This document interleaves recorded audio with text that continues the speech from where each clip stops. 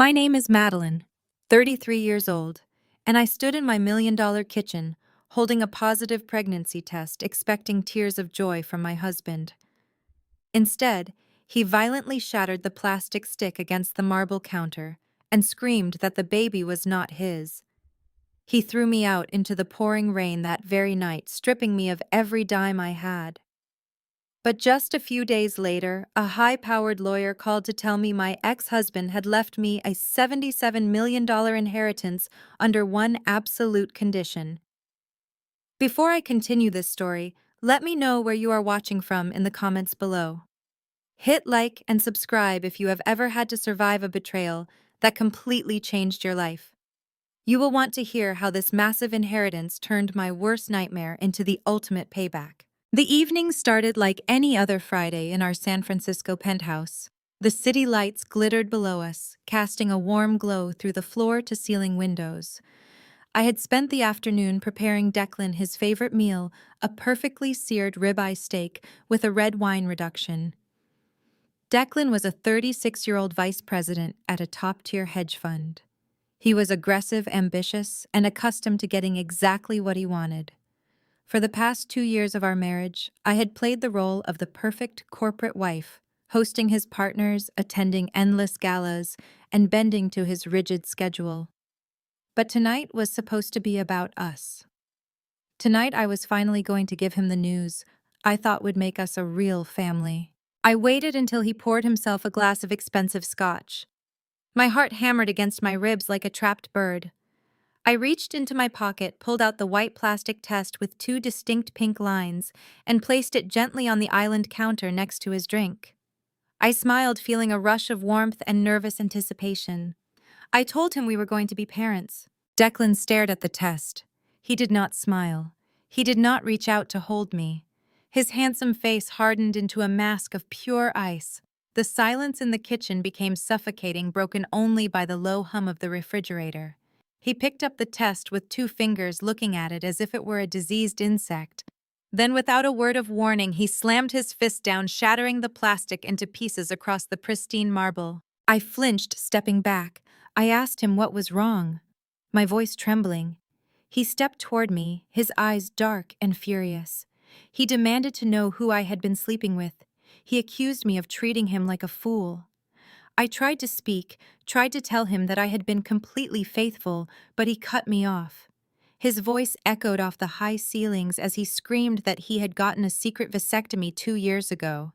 He yelled that he had never wanted children with me and that there was zero possibility that the child growing inside me belonged to him. The room started to spin. A vasectomy. 2 years ago. Right before we got married, he had promised me we would start a family once his career settled. He had looked me in the eyes and lied, letting me endure months of silent heartache, wondering why I was not getting pregnant, blaming my own body.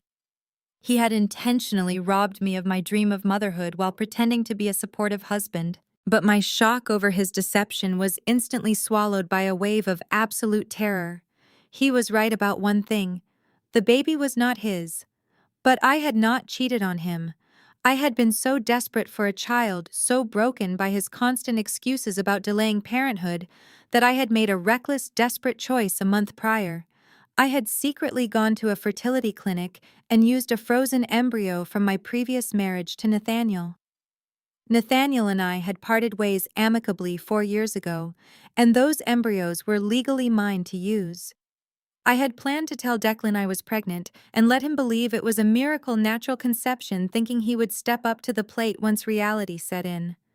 But his secret vasectomy had completely blown my cover. I opened my mouth to explain the fertility clinic, to tell him about the IVF transfer, but Declan did not care about explanations.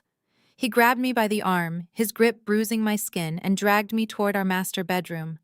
He pulled my expensive designer duffel bag from the closet and began throwing my clothes into it blindly. Silk blouses, sweaters, and shoes were tossed in a chaotic heap. I begged him to stop, pleading with him to just listen to me for 5 minutes. I told him he was making a massive mistake. He zipped the bag forcefully and shoved it into my chest. He told me he was done listening to a cheating gold digger. He grabbed my coat and practically shoved me down the hallway toward the front door of the penthouse. The heavy oak door swung open, revealing the brightly lit corridor of our luxury building. He pushed me out, throwing the heavy bag right after me. It hit the carpeted floor with a dull thud. The commotion was so loud that the door across the hall cracked open. A wealthy older couple who lived opposite us peeked out, their eyes wide with shock as they took in the scene. I stood there shivering in my thin blouse, tears streaming down my face, humiliated beyond belief. I begged Declan to at least let me stay the night, to let us talk to a lawyer in the morning. It was pouring rain outside and I had nowhere to go. Declan simply sneered at me. He pulled his smartphone from his pocket, his thumb swiping aggressively across the screen. He held the screen up to my face, showing his banking app. Right in front of my eyes, he selected my name on our joint accounts and tapped the button to revoke my access. He canceled my American Express cards, froze the checking account we shared, and locked me out of the digital security system for the penthouse. He looked at me with a cold, dead stare and told me that I was nothing without him. He said I could go sleep on the streets with whatever loser had knocked me up. Then he slammed the heavy oak door in my face. The electronic deadbolt clicked loudly, sealing my fate. I stood in the hallway for what felt like hours, the silence of the building ringing in my ears. The neighbors across the hall quickly shut their door, not wanting to be involved in the mess. I gathered my bag, my hands shaking so violently I could barely grip the leather handles. I rode the elevator down to the parking garage, grateful that he had at least left me the keys to my own car, a modest sedan I had bought before we were married. I drove out into the miserable San Francisco night.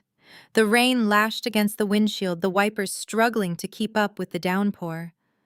The city lights blurred into streaks of red and yellow through my tears. I drove aimlessly for miles, my mind racing with panic and betrayal.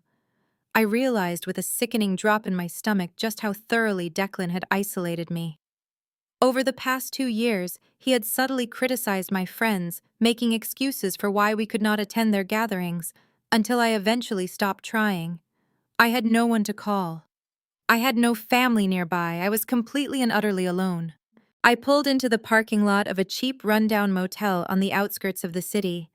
The neon vacancy sign flickered aggressively, casting harsh pink shadows across the wet pavement. I sat in the driver's seat and opened the banking app on my phone, praying I had some emergency cash. I pulled up my personal checking account, the one I had barely used since marrying Declan. The glowing numbers on the screen felt like a physical punch to the gut. $42. That was all I had to my name. I paid for a single night at the motel front desk, handing over my remaining cash to a bored clerk behind bulletproof glass. I dragged my bag up a rusted metal staircase to a dingy room on the second floor. The room smelled of stale cigarettes and damp carpet. I locked the flimsy door behind me, sat on the edge of the sagging mattress, and finally broke down. I sobbed for the life I had just lost, for the lies I had been fed, and for the tiny, innocent life growing inside me. Declan had orchestrated this perfectly. He had trapped me, broken me, and discarded me like trash. But as I sat there shivering in the cold motel room, a tiny spark of anger began to ignite beneath my overwhelming despair. He thought he had destroyed me. He thought he held all the power. He had absolutely no idea what was coming for him. The gray morning light filtered through the thin, stained curtains of the motel room, dragging me back to a reality I desperately wanted to escape. My neck ached from the sagging mattress, and my eyes were swollen shut from hours of crying. I sat up, pulling the scratchy blanket around my shoulders, and reached for my phone on the cheap laminate nightstand. A foolish, desperate part of me hoped to see a text from Declan. I thought maybe the morning sun had sobered him up, maybe he realized how insane he had been acting. Instead, my screen was lit up with 40 missed text messages. They were not from my husband. They were from his sister Cassidy. Sometime during the night, while I was shivering in this damp room, Cassidy had created a new family group chat. She added me, her mother, and a few of Declan's cousins. The barrage of messages was breathtakingly cruel. I scrolled through them, my stomach twisting into tight knots. Cassidy called me a calculating homewrecker and a pathetic gold digger who finally got caught. She wrote that the whole family always knew I was trash, that I was just a leech draining her brother's hard-earned money. Her mother chimed in saying she was going to the penthouse today to help Declan box up the rest of my cheap belongings and throw them in the dumpster. The final message from Cassidy was a direct threat. She said she was retaining a lawyer to sue me for the severe emotional damage I had inflicted on her brother. She promised to make sure I never worked in San Francisco again. They were reveling in my destruction. They had joined forces to kick me while I was down feeding off the drama like starving animals. I stared at the screen, reading the hateful words over and over until the letters blurred. I felt a cold, hard numbness start to spread through my chest, replacing the panic from the night before. I was about to throw the phone across the room when the screen suddenly shifted to an incoming call. It was an unknown number with a New York area code. For a second, I thought it might be Cassidy's lawyer calling to harass me. I almost hit decline, but something made me swipe to answer. I pressed the phone to my ear and managed to croak out a weak hello. A deep professional male voice spoke on the other end. He asked if he was speaking to Madeline Pierce. Hearing my former married name caught me off guard. I told him he had the right person, but that I went by a different last name now. The man introduced himself as Harrison Caldwell, a senior partner at a wealth management law firm. His tone was somber and carefully measured. He asked if I was in a safe private place to talk. I looked around the depressing motel room and said I was alone. Mr. Caldwell took a deep breath. He told me that he was the primary executor for the estate of my ex-husband, Nathaniel Pierce. My heart skipped a beat. Nathaniel and I had divorced 4 years ago. It had not been a bitter split. We were just two people moving in completely different directions. He was a brilliant tech entrepreneur whose entire existence revolved around building his cybersecurity startup, and I wanted a stable family life. We walked away with mutual respect and no lingering animosity. I had not spoken to him in over a year. I asked Mr. Caldwell why he was calling me. The lawyer paused. He delivered the news with clinical precision. He told me that Nathaniel had been flying his private jet to Aspen late last night. There was a severe mechanical failure during a snowstorm. The plane went down in the mountains. There were no survivors. I gasped, my hand flying to my mouth. The phone nearly slipped from my fingers. Nathaniel was gone. He was only 38 years old. A wave of profound sadness washed over me. Despite everything, Nathaniel had been a good man, a man who had treated me with kindness even when our marriage fell apart. The contrast between Nathaniel's decent nature and the monster I had just married felt like a physical blow. Tears spilled down my cheeks as I listened to Mr. Caldwell apologize for my loss. But then the lawyer cleared his throat. He said he needed to discuss urgent legal matters regarding Nathaniel's estate. He explained that just 6 months ago, Nathaniel's company had been acquired by a major tech conglomerate. Nathaniel had quietly reorganized all of his assets before the deal closed. According to Mr. Caldwell, Nathaniel had placed his entire fortune into an irrevocable trust, and he had named me as the primary beneficiary. I stopped breathing. I asked Mr. Caldwell to repeat what he had just said. The lawyer spoke slowly and clearly. He told me the trust was valued at exactly $77 million.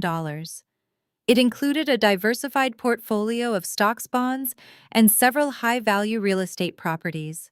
My mind could not process the number. 77 million. I was sitting in a $50 motel room with $42 in my checking account, being told I was a multimillionaire. I asked him if there had been some kind of mistake. Why would Nathaniel leave everything to his ex-wife? Mr. Caldwell explained that Nathaniel had no other family. He was an orphan who had poured his soul into his work. In his final updated will, Nathaniel stated that I was the only person who had ever loved him before he had money, the only person who had ever truly seen him. But then Mr. Caldwell's voice grew tight. He told me there was a very specific stipulation attached to the trust. It was an ironclad condition Nathaniel had insisted upon. The $77 million would remain locked in the trust managed by the firm indefinitely. The funds could only be released and transferred to my control if I could provide medical and genetic proof that I was carrying Nathaniel's biological heir. The lawyer offered a sympathetic sigh. He said he knew this condition seemed absurd considering we had been divorced for 4 years, and I was remarried. He told me it was likely a sentimental gesture from a man who deeply regretted not giving me the family I always wanted. Mr. Caldwell said he was legally obligated to inform me of the terms even though it was physically impossible for me to fulfill them. He began explaining the secondary protocols for donating the money to charity. I interrupted him. My voice was no longer weak or trembling. It was crystal clear and steady. I told Mr. Caldwell that it was not impossible. The line went dead silent. I could hear the lawyer breathing on the other end. I gripped the phone tightly and explained the secret I had been carrying for weeks. 4.5 years ago, before Nathaniel and I finalized our divorce, we had gone through a round of in vitro fertilization. We had successfully created and frozen 3 healthy embryos. When we split, the legal paperwork granted me full ownership and control over those embryos. I told Mr. Caldwell everything. I explained how desperate I had become to be a mother. I told him how my current husband, Declan, kept making excuses, constantly pushing back our timeline for having kids. I was 33. I felt my window closing. I felt completely powerless in my own marriage. So exactly 1 month ago, while Declan was away on a business trip to London, I made a choice. I went to the fertility clinic. I underwent the embryo transfer procedure in total secrecy. I had planned to pass the baby off as Declan's, hoping the joy of pregnancy would change his mind about being a father. I did not know he had gotten a vasectomy. I did not know my secret was doomed from the start. But sitting in that motel room with the weight of $77 million hanging in the air, the pieces of the puzzle slammed together with terrifying clarity.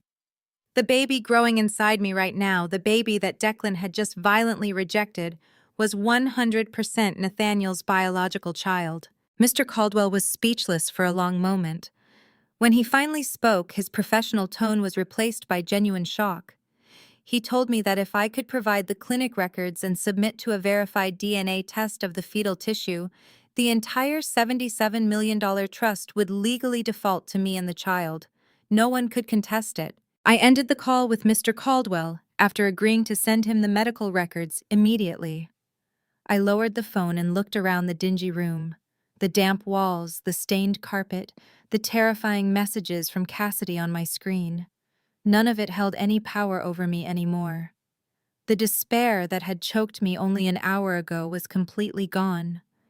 In its place was a sharp, brilliant focus. Declan had thrown me out like garbage, believing I was a penniless, cheating wife he could easily destroy. He had no idea that he had just handed me the keys to an empire. My tears dried up. A cold smile spread across my face. It was time to go back to San Francisco and play the game. I did not even have to wait long to figure out my next move because the financial world made it for me. By noon, the news of Nathaniel's tragic accident had flooded every major business network. He was a prominent figure in the cybersecurity sector, and his recent company acquisition had made him a legend in Silicon Valley. But it was the Wall Street Journal that ran the exclusive story that would change everything.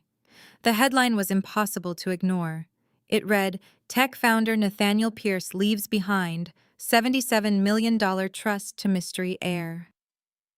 The article detailed how Pierce had reorganized his entire portfolio just months before his death, placing all his liquid assets and real estate into an ironclad, irrevocable trust. The piece speculated wildly about who the beneficiary could be, noting that Pierce had no living relatives and had been divorced for 4 years. Declan was a vice president at a cutthroat hedge fund. His entire morning routine consisted of a double espresso and scouring the Wall Street Journal for market shifts. I could vividly picture him sitting at his mahogany desk reading that exact headline. I knew exactly how his predatory mind worked. He would read the name Nathaniel Pierce. He would remember that Pierce was my ex-husband. Then he would think about the timeline. He would remember the pregnancy test I had placed on the kitchen island just 12 hours earlier. The test he had shattered. Declan was a lot of terrible things, but he was not stupid when it came to money. The math was simple, and the realization must have hit him like a freight train. He had just thrown his pregnant wife out into the rain, accusing her of carrying another man's child. And now that very child was the sole heir to a $77 million fortune. He had literally kicked a gold mine out of his penthouse. I sat on the edge of the motel bed watching the digital clock tick forward. I knew exactly what was coming next. He was not going to let that kind of money walk away. Less than 2 hours later, a heavy knock rattled the flimsy door of my motel room. I did not move at first. The knock came again, louder and more desperate. I walked over and peered through the scratched peephole. It was Declan. He was standing in the damp breezeway, looking completely disheveled. His expensive Italian suit was rumpled, his tie was loosened, and his hair was uncharacteristically messy. In his hands he held a massive bouquet of 24 white roses, which were my absolute favorite flowers. I took a deep breath, unlocked the deadbolt, and pulled the door open just a crack. Before I could even speak, Declan pushed the door open and fell straight to his knees on the stained carpet. It was a spectacular theatrical performance. Tears were streaming down his face. He dropped the roses at my feet and grabbed my hands, burying his face in my palms. He sobbed uncontrollably, begging me to forgive him. He said he had been out of his mind the night before. He claimed he had suffered a severe psychotic break from the immense pressure and stress at the hedge fund. I stood there looking down at him, keeping my expression perfectly blank. I asked him about the vasectomy.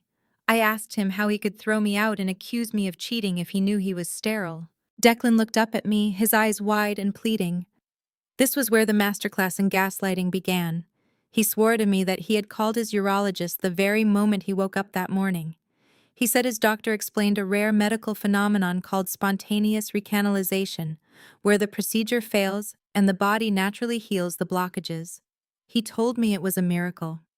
He claimed the doctor assured him it was entirely possible for him to father a child, and that the extreme stress of his demanding job had just made him completely paranoid and delusional. He gripped my wrist tightly, his voice trembling with fake emotion. He said, "Maddie, I am so sorry. I am so incredibly sorry. The baby is mine. It is our miracle."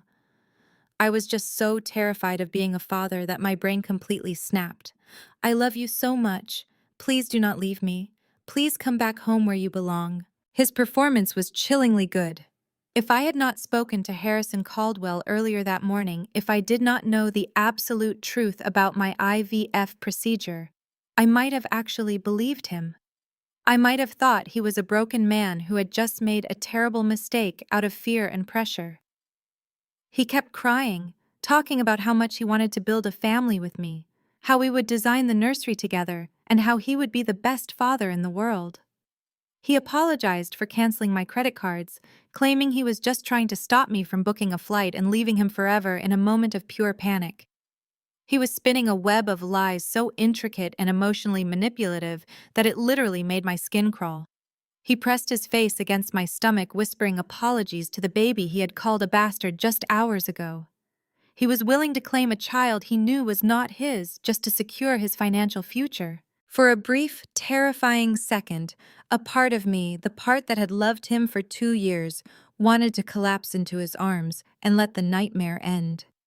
I wanted to believe that the man I married was still in there somewhere. But then his leather briefcase, which he had dropped near the doorway, tipped over. His iPad slid out onto the floor. The screen lit up with a new email notification. He was so busy burying his face in my stomach, playing the role of the repentant husband, that he did not see it. But I did. The sender was a prominent corporate bankruptcy attorney in San Francisco. The subject line was impossible to misinterpret. It read, "Urgent margin call default and asset liquidation strategy." My heart turned to absolute ice. The final piece of the puzzle snapped into place. Declan was not having a psychotic break from work stress. He was going broke. He had made a catastrophic error at the hedge fund or in his personal trading accounts, and he was drowning in massive debt. He did not want me. He certainly did not want the baby. He wanted the $77 million. He had seen the Wall Street Journal article, realized that his pregnant wife was now holding the winning lottery ticket, and rushed over here to secure his financial lifeline. Under California community property laws, If we stayed married, he would have legal access to the trust as my husband and the presumed father of the child. He would use Nathaniel's money to pay off his massive debts and save his own skin, leaving me with nothing once he got what he wanted. A cold, calculated calm washed over my entire body. I knew that if I confronted him now in this motel room, he would deny everything. He might even become violent again once he realized his golden ticket was slipping away. I needed absolute proof of his financial ruin and his plan to steal the trust. I needed to build a legal fortress so high that he could never climb over it. So I did the only thing I could do. I played the fool. I let a few tears fall down my own cheeks. I reached down and gently stroked his messy hair. I told him I forgave him. I said I understood how stressful his job was and that I just wanted to go back to our penthouse and be a family. Declan exhaled a massive sigh of relief, a sound so genuine it sickened me. He stood up, kissed my forehead, and promised me that everything would be perfect from now on. I picked up the white roses and let him carry my duffel bag out to his luxury SUV. I was walking straight back into the predator's den, but this time I was the one setting the trap. The drive back to the penthouse felt like an elaborate funeral procession, where I was the only one who knew the corpse was still breathing. Declan held my hand the entire ride, kissing my knuckles at every red light and playing the role of a desperate man who had just been given a second chance at life. I stared out the rain-streaked window, letting him believe his performance was working. When the elevator doors finally opened to our top-floor apartment, I braced myself for the next phase of his twisted game. I knew he had a plan, but I was entirely unprepared for the grotesque theater production waiting for me inside. Declan had not just brought me home. He had organized an impromptu family gathering on our expansive rooftop terrace. The sleek glass doors were slid wide open, and the smell of expensive grilled seafood filled the air. Standing by the outdoor kitchen laughing and holding crystal wine glasses were his sister Cassidy and his mother. These were the exact same women who just 12 hours ago had bombarded my phone with vicious texts calling me a pathetic gold digger and a homewrecker. Now they turned toward me with perfectly rehearsed gasps of delight. Cassidy practically sprinted across the teak decking. She threw her arms around me, pulling me into a suffocating hug. She smelled of expensive perfume and cheap lies. She pulled back, beaming brightly, and told me how incredibly relieved she was that Declan had found me.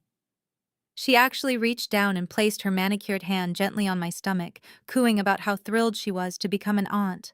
My skin crawled at her touch. I had to force every muscle in my body not to slap her hand away. Just last night, she had threatened to sue me and ruin my life. Now she was looking at me like I was a sacred vessel. His mother was right behind her, dabbing at her dry eyes with a silk handkerchief. She wrapped her arms around my shoulders, kissing my cheek, and whispering that families fight, but love always brings them back together. She told me that she was already planning a massive baby shower and looking at nursery color swatches. The sickening contrast between their written insults and their current fake smiles was physically nauseating. They did not care about me, and they certainly did not care about my baby. They were looking at my stomach and seeing a $77 million bank account. The Wall Street Journal article had done its job perfectly. They knew about Nathaniel's trust fund, and they were circling me like vultures pretending to be doves. I played my part flawlessly. I let my shoulders slump. I offered them a weak, grateful smile and thanked them for being so understanding. I sat on the plush outdoor sofa sipping a glass of sparkling water while they showered me with compliments. I watched the way Declan exchanged knowing, greedy glances with his sister when they thought I was not looking. They genuinely believed I was a naive, helpless woman who was just thankful to have a roof over her head again. They had absolutely no idea that I was memorizing every single lie they told, filing it away for the destruction I was about to unleash. As the sun began to dip below the San Francisco skyline, casting long shadows across the terrace, Declan decided it was time to spring his trap. He cleared his throat and asked his mother and sister to give us a moment alone. They quickly retreated to the living room, though I could see their reflections in the glass doors watching our every move. Declan sat down next to me on the sofa, his face suddenly shifting into an expression of deep, solemn concern. He reached into the inner pocket of his tailored jacket and pulled out a thick, folded legal document. He placed it on the glass coffee table between us and let out a heavy, dramatic sigh. He took my hands in his, looking deeply into my eyes.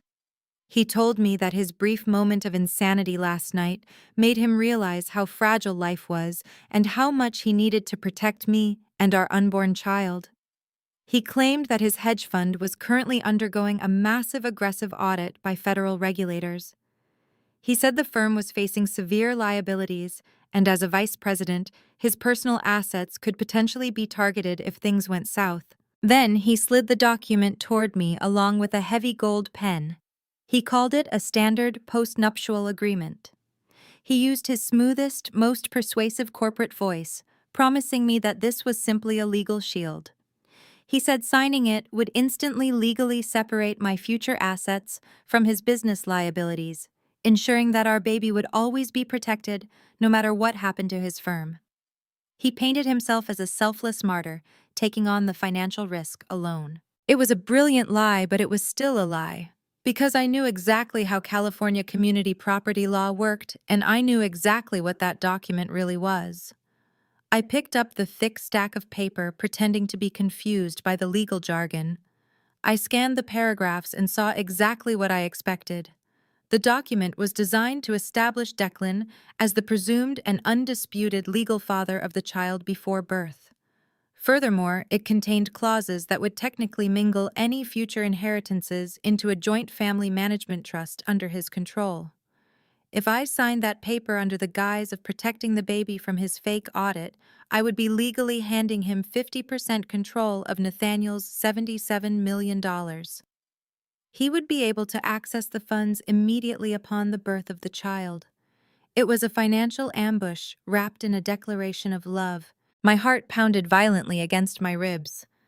I stared at the signature line, feeling the weight of the gold pen in my hand. If I refused to sign it right now, he would know I was on to him. His loving husband facade would instantly shatter, and I would be trapped in a penthouse with a desperate, angry man and his equally toxic family. I needed an excuse to delay, but my mind was completely blank. I slowly uncapped the pen, my hand shaking, pretending to be overwhelmed by emotion. Just as the tip of the pen hovered over the paper, a tall figure stepped out onto the terrace. It was DeAndre. DeAndre was Cassidy's husband, an African-American emergency room surgeon who worked grueling hours and rarely engaged in the family drama. He was a quiet, intelligent man who always seemed slightly uncomfortable around Declan's flashy lifestyle. Throughout the entire fake barbecue, he had barely spoken a word, standing near the edge of the terrace with a dark, unreadable expression. DeAndre walked toward the seating area holding a freshly brewed mug of black coffee. As he stepped onto the plush outdoor rug, his foot suddenly caught the edge. He stumbled forward, his arms flailing. The heavy ceramic mug slipped from his grip and shattered directly onto the glass coffee table. A tidal wave of scalding hot coffee splashed across the table, completely soaking the post-nuptial agreement. The dark liquid instantly ruined the paper, blurring the ink into an illegible mess. Declan leaped backward, his face twisting in genuine unmasked rage. He let out a vicious curse, his fists clenching at his sides. For a split second, the predator was visible, but he quickly caught himself, taking a deep breath and forcing a tight, strained smile. Cassidy rushed out from the living room, scolding her husband for being so clumsy and ruining such an important moment. DeAndre immediately started apologizing profusely, grabbing napkins and dabbing at his ruined shirt. Declan grabbed the soaking wet document, holding it away from his suit. He glared at DeAndre with barely concealed hatred and said he would just go to his home office to print a fresh copy. He told me to stay right there and that it would only take 2 minutes. As soon as Declan disappeared down the hallway, DeAndre dropped the act. He grabbed a handful of paper towels from the outdoor kitchen, then grabbed me firmly by the elbow. His grip was tight and urgent. He told Cassidy we were going to the kitchen to find proper cleaning supplies and practically dragged me inside. He did not stop in the kitchen. He pulled me straight into the massive walk-in pantry and shut the heavy wooden door behind us, plunging us into dim light. I opened my mouth to ask him what on earth he was doing, but DeAndre immediately put a finger to his lips. He checked the corners of the ceiling, scanning for security cameras. Satisfied that we were in a blind spot, he reached into his pocket and pressed something tiny and hard into the palm of my hand. I looked down and saw a micro SD card from a nanny camera. DeAndre leaned in close, his voice a barely audible whisper. His eyes were wide with genuine terror. He told me he knew everything. He said he had come home early yesterday and heard Declan and Cassidy screaming in the living room before the barbecue. He had hidden in the hallway and listened to their entire plan. DeAndre looked me dead in the eye and delivered the blow that almost brought me to my knees. He told me Declan was not facing an audit. Declan was exactly $12 million in debt from illegal margin trading. His creditors were threatening to go to the federal authorities and ruin him. DeAndre pointed to the memory card in my hand and said the recording of their conversation was on it. But the debt was not even the worst part. DeAndre's voice cracked with disgust as he revealed the true depth of their depravity. He told me that Declan and his family knew they could not just take the trust money legally, even with the post-nuptial agreement. They needed total, absolute control over me. They had plotted that the moment I gave birth, they would use my vulnerable postpartum state against me. They planned to bribe a private physician to diagnose me with severe postpartum psychosis. They were going to have me involuntarily committed to a psychiatric facility indefinitely. With me locked away in a ward, Declan would easily secure full medical and financial conservatorship over both me and the baby, granting him unhindered access to drain every single cent of the $77 million. The air vanished from the pantry. My blood ran ice cold. They were not just trying to steal my money, they were planning to steal my freedom, my sanity, and my child. They were going to lock me in a padded room while they lived like royalty on Nathaniel's fortune. DeAndre placed his hands firmly on my shoulders, grounding me as the panic threatened to swallow me whole. He told me I was in a den of vipers. He said he could not stand by and watch his wife's family destroy an innocent woman and her baby. He told me to hide the memory card, to smile at them when we walked out of this pantry, and to sign whatever fake document Declan printed using whatever trick I could. Then DeAndre gave me the final piece of advice that would set my revenge in motion. He told me to take the evidence, build an ironclad case with my lawyers, and when the time was right, to burn their entire world to the ground. I took a deep breath, nodding silently at DeAndre. We exited the walk-in pantry carrying a roll of paper towels, playing our parts perfectly. I walked back out to the open terrace where Declan was returning from his home office with a freshly printed stack of papers. I forced a gentle smile, apologizing for the mess, and told him I was feeling a bit nauseous from the pregnancy. I said I needed to lie down for a while. He kissed my cheek, playing the doting, concerned husband for his audience, and told me to get some rest. I walked into our master bedroom, shut the heavy oak door, and locked the deadbolt. I went straight into the ensuite marble bathroom, turning on the glass-enclosed shower to its highest setting to mask any sound. My hands were shaking violently as I pulled the tiny micro SD card from my pocket. I inserted it into the adapter attached to my smartphone and tapped the most recent video file. The screen flickered to life, showing our expansive living room from the high angle of the custom bookshelf. Cassidy had hidden a nanny cam there months ago to watch her toddler during family visits. The footage was time-stamped from earlier that afternoon. Declan and Cassidy were sitting on the white leather couch drinking expensive scotch. I turned the volume up, holding the phone flush against my ear. Cassidy was laughing so hard her head was thrown back. She called me the most gullible, desperate idiot she had ever met. Declan chuckled, swirling the amber liquid in his crystal glass. He leaned back, kicking his feet up on the table, and said it was almost too easy to break me. Then the conversation turned incredibly dark. Cassidy asked him if he was absolutely sure he could not be the father, just in case the timeline somehow matched up. Declan scoffed loudly.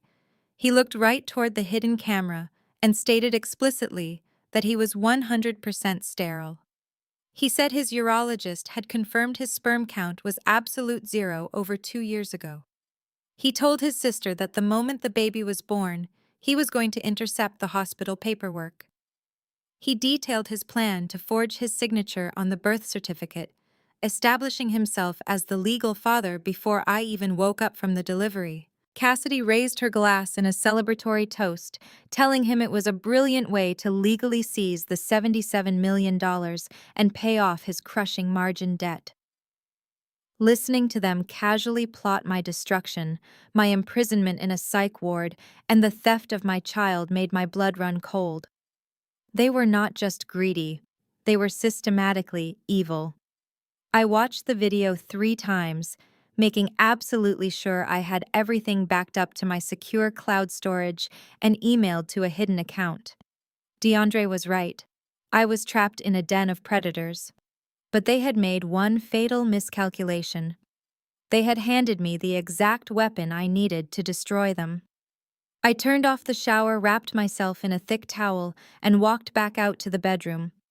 I looked at the fresh copy of the post-nuptial agreement Declan had left on my nightstand. I was not going to run away into the night. I was going to stay right here in the penthouse and build a war room. The next morning, Declan left for his hedge fund early, claiming he had to deal with the supposed federal audit. As soon as the private elevator doors slid shut behind him, I grabbed my wool coat and hailed a cab straight to the financial district. I took a secure elevator up to the top floor of a sleek glass building and walked into the private offices of Harrison Caldwell. Mr. Caldwell was waiting for me at a massive mahogany conference table. Sitting directly next to him was my personal obstetrician, Dr. Evans. I placed my phone on the polished wood and played the hidden camera footage for both of them. The seasoned wealth management lawyer did not even flinch, but his eyes hardened with a cold, professional fury. Dr. Evans looked physically sickened by Declan's casual plan to intercept the birth certificate and drug me into a psychiatric hold. We spent the next 4 hours assembling a legal strike package that was absolutely bulletproof. First, Dr. Evans provided a certified, notarized medical document explicitly confirming the timeline of my IVF procedure. The paperwork directly linked the embryo to Nathaniel Pierce using genetic markers and strict chain of custody clinic logs. She also accessed the broader hospital network and pulled Declan's surgical records confirming his permanent, irreversible sterility. Second, Mr. Caldwell unleashed his team of forensic accountants.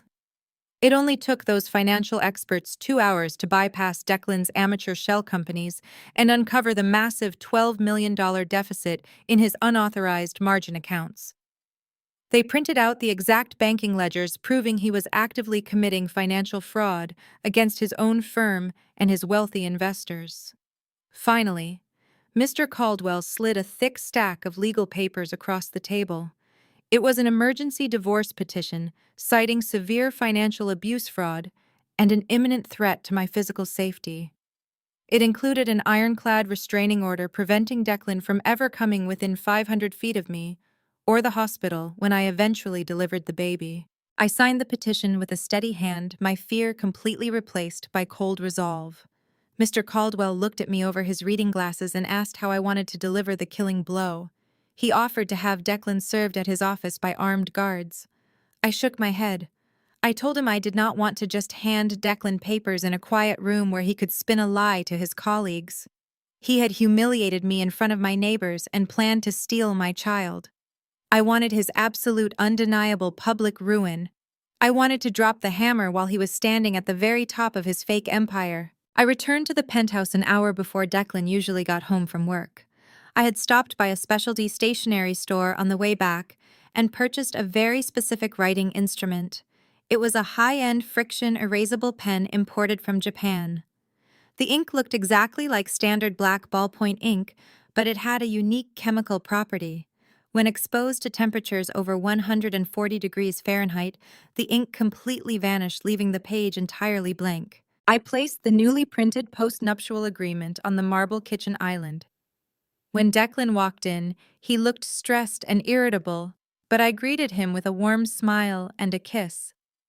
I told him I had spent the day reading through the document and completely understood why he needed to protect our growing family from his firm's chaotic liabilities.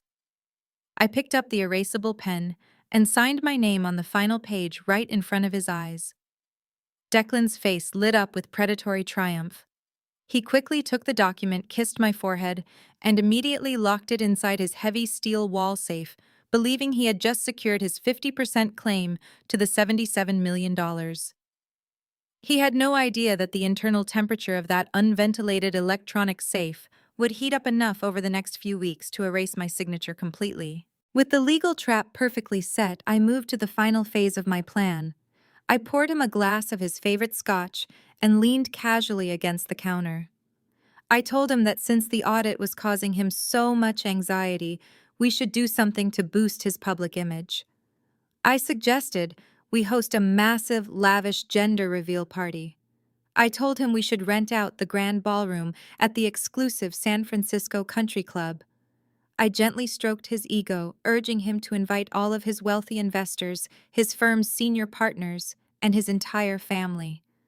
I spun a beautiful lie, telling him that seeing him as a devoted, expectant father would reassure his nervous investors and prove his unwavering stability. Declan bought it instantly.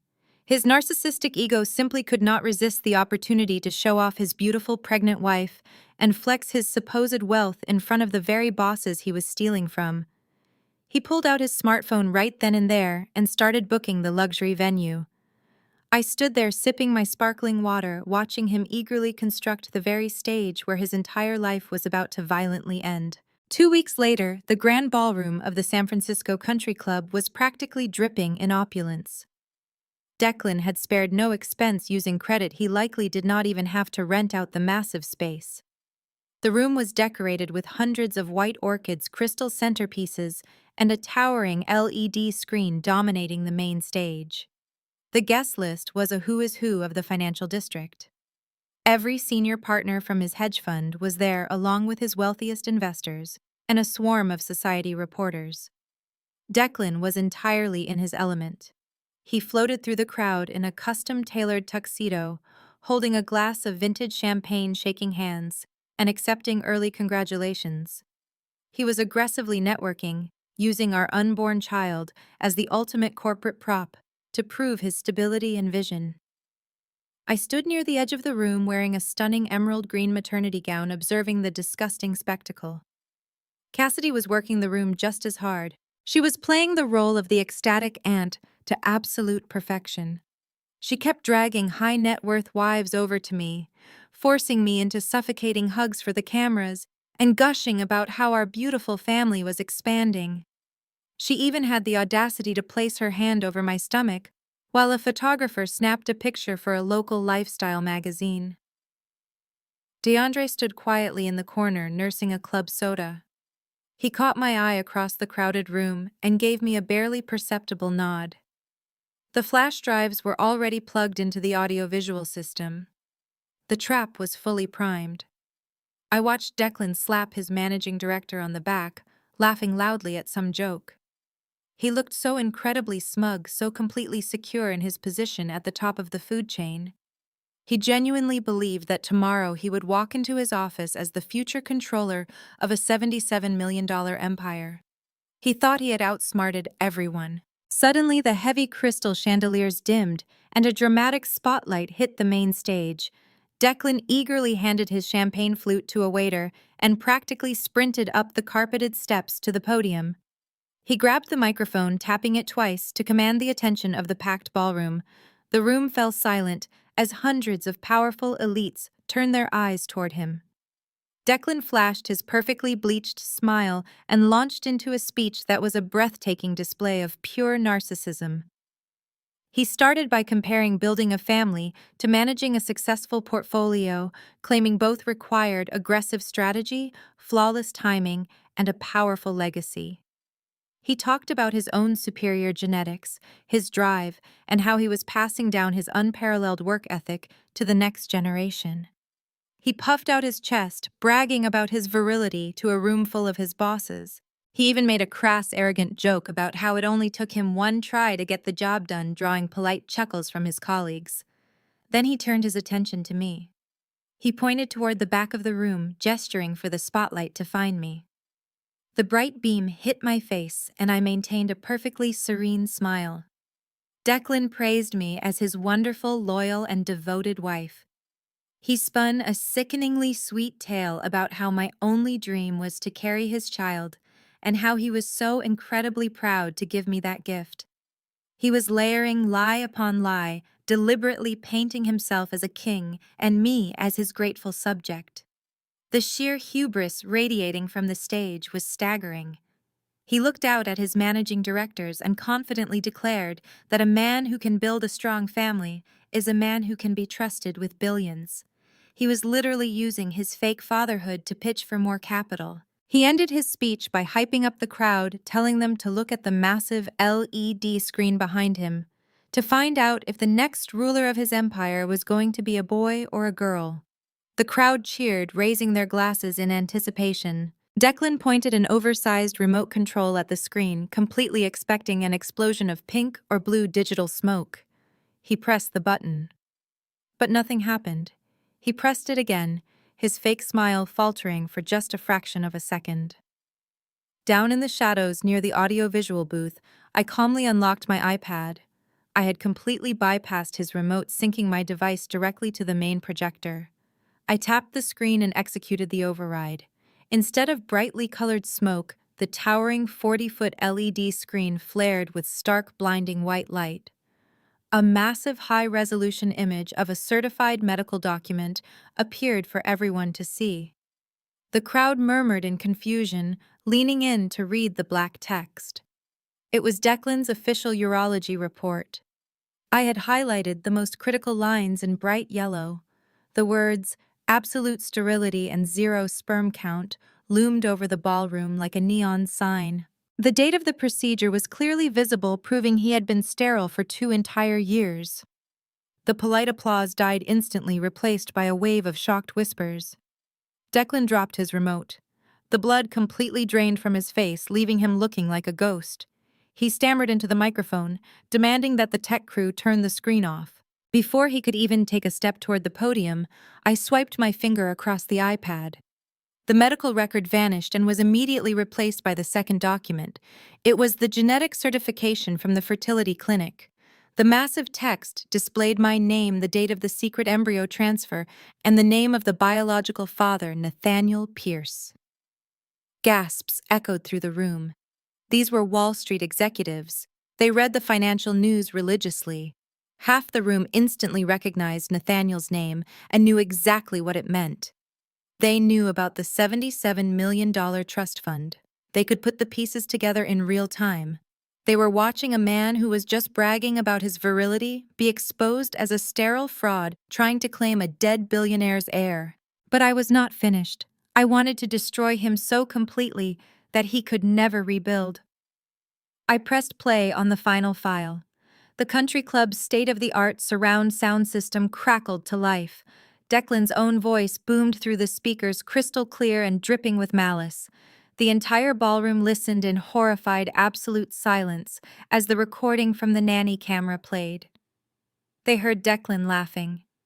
They heard him explicitly state he was completely sterile. They heard Cassidy ask him how he was going to steal the trust. And then they heard the kill shot. Declan's voice echoed off the walls, detailing his exact plan to intercept the hospital paperwork, forge his name on the birth certificate, and commit his wife to a psychiatric ward to steal $77 million. The silence in the room shattered. Investors began shouting. Wives covered their mouths in horror. Declan's managing director looked at him with absolute pure disgust, realizing his vice president was actively planning massive felony fraud. Cassidy shrieked from the crowd, trying to run toward the AV booth, but she was blocked by the mass of horrified guests. I stepped out of the shadows and walked slowly down the center aisle. The crowd parted for me instantly, staring in stunned silence. Declan was frozen on the stage, completely paralyzed by the sheer magnitude of his public destruction. He looked like a trapped animal, his eyes darting frantically around the room, looking for an exit that did not exist. I walked directly up the stairs and stopped right in front of him. I reached into my clutch purse and pulled out the thick stack of legal papers Mr. Caldwell had prepared. I slapped the emergency divorce petition and the restraining order directly onto his chest. He reflexively grabbed the papers to stop them from falling. I leaned in close, making sure the microphone picked up every single word I said. My voice was calm, cold, and completely merciless. You were right the night you threw me out in the rain, Declan. The baby isn't yours. And neither is the $77 million. The microphone fed my final words through the ballroom speakers echoing off the vaulted ceiling. Declan dropped his microphone. It hit the stage with a deafening screech of feedback, causing several guests to cover their ears. He scrambled to pick up the divorce papers, his hands shaking so violently that the thick pages fluttered across the polished floor. He tried to speak to spin another desperate lie to his bosses, but the damage was irreversible. I turned my back on him and walked slowly toward the exit. Behind me, the ballroom erupted into absolute chaos. I did not have to look back to know exactly what was happening. The high net worth investors, the men whose money Declan was secretly hemorrhaging, were already pulling out their cell phones, calling their attorneys and bankers. I heard the managing director shouting over the crowd, loudly instructing his legal team to freeze Declan's trading accounts immediately. They had just heard their vice president confess to premeditated felony fraud on a hot mic. The social ruin was instantaneous and completely humiliating, but the financial execution happened the very next morning. By 8 o'clock, Declan's corporate keycard was permanently deactivated. He was met in the marble lobby of his office building by armed security and the firm's ruthless general counsel. He was publicly fired on the spot, stripped of all his equity and unvested bonuses under a strict morals clause. He was escorted out onto the busy San Francisco street, carrying his entire career in a single cardboard box. Losing his prestige was just the beginning of his nightmare. Without his corporate salary to act as a shield, his $12 million margin debt came due instantly. His creditors moved with brutal efficiency. They seized his personal bank accounts, his luxury cars, and forced our penthouse into immediate foreclosure, leaving him homeless. Within 48 hours, the SEC launched a full federal investigation into his unauthorized trading practices. Declan was left with absolutely nothing, facing potential prison time, completely isolated in a storm of his own creation. He had tried to steal my future, and instead he completely obliterated his own. While Declan was suffocating under the weight of his ruined career, Cassidy decided to make one final desperate scene at the country club. As I reached the heavy oak doors of the ballroom, she sprinted after me, her face twisted in pure venomous rage. She screamed that I was a monster, a vindictive witch who had just destroyed her family for no reason. She raised her hand as if she was actually going to strike me right there in front of hundreds of witnesses. But before she could even take another step, a strong hand caught her wrist, mid-air. It was DeAndre. He did not yell. He did not lose his temper. His absolute calm was far more terrifying than her hysterical screaming. He looked down at his wife with a mixture of pity and profound disgust. He released her wrist and told her she was the only monster in the room. He spoke with a quiet, resonant authority that cut through her noise. He told Cassidy he was completely done covering up for her toxic, entitled, and racist family. He said he had spent years compromising his own morals just to keep the peace, while they looked down on him and manipulated everyone around them. Right there in the middle of the ruined gender reveal party, DeAndre reached down and slid the heavy platinum wedding band off his finger. He placed it firmly into Cassidy's trembling hand. He told her to call his lawyer on Monday because he was filing for divorce and fighting for full custody of their son. He did not wait for her response. He turned to me, offered his arm, and escorted me out of the toxic viper's nest, maintaining his unwavering dignity. Cassidy collapsed into a chair, sobbing loudly as her entire world crumbled around her. 8 months later, I sat on the wrap-around porch of a beautiful, sprawling estate in the Napa Valley. The morning air was crisp and peaceful, completely devoid of the suffocating tension I used to live in. The property was purchased securely through Nathaniel's trust, ensuring that our daughter would grow up surrounded by nature and absolute security. I looked down at the tiny, perfect sleeping baby girl in my arms. She had Nathaniel's dark hair and his peaceful demeanor. She was the sole heir to a massive fortune, but more importantly, she was completely free from the poison of Declan's family. I heard the gravel crunch in the long driveway and looked up to see DeAndre stepping out of his car holding a massive pink teddy bear. We had remained incredibly close friends after the fallout, bonded by the shared trauma of escaping the exact same nightmare. He was thriving in his medical career, unburdened by Cassidy's constant demands, and he had quickly become the fiercely protective uncle my daughter needed in her life. As we sat on the porch drinking coffee and watching the sun rise over the rolling vineyards, I realized just how drastically my life had shifted. Sometimes being thrown out into a cold storm is the universe's way of forcing you to build your own castle. I lost a deceitful husband, but I gained an empire, my absolute freedom, and my true family. Have you ever had a toxic partner try to gaslight you into giving up your power? Or encountered a family so deeply manipulative you had to burn the bridge to survive? Tell me your story in the comments below. Do not forget to like this video and subscribe to the channel for more stories of karma and resilience. Your story matters, and your strength is always greater than their lies. Thank you for listening. The most profound lesson from Madeline's journey is that our true strength often emerges when we are stripped of everything. When Declan threw her into the rain, he believed he was breaking her, but he was actually setting her free from a toxic cage. She taught us that your current circumstances do not dictate your destiny. Instead of crumbling under manipulation and betrayal, she used her oppressor's arrogance against them, transforming her deepest vulnerability into an impenetrable fortress. True power lies in staying composed while plotting your survival. Have you ever turned a massive setback into an extraordinary comeback? Share your story and comment below.